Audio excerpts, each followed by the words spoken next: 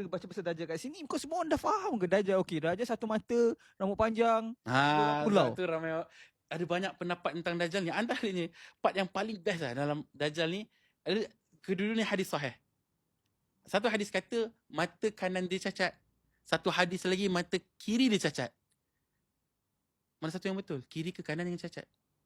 Dajjal? Dalam hadis sahih.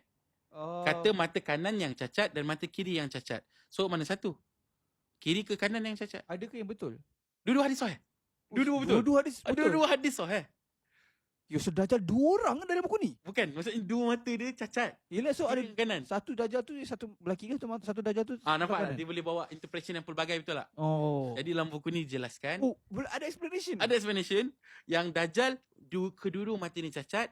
Yang buta itu mata yang kanan. Mata kiri tersembul, keluar tapi boleh melihat.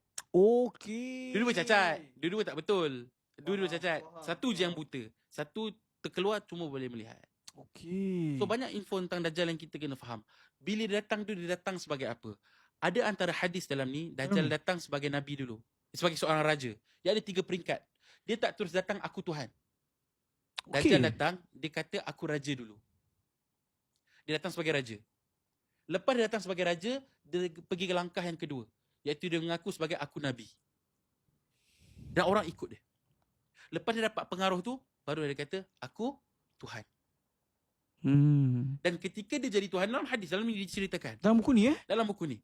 Di mana pengikut-pengikut dia memang mencari orang, kau beriman tak dengan Dajjal sebagai Tuhan? Dakwahkan Dajjal. Dia ada pengikut-pengikut dia yang kena pergi dan cari orang yang tak ikut dia. Ya, dia kena pergi macam jemaah dihantar. Jemaah dihantar. Yo. Dia pergi ketuk rumah ke rumah. Lain macam. Jom, join agama Dajjal. Dan siapa yang tak ikut, maka Dajjal akan datang dan uji. Syurga ke neraka aku? Kalau kau pilih syurga aku, kau akan selamat, kau akan nikmat dekat dunia sekarang.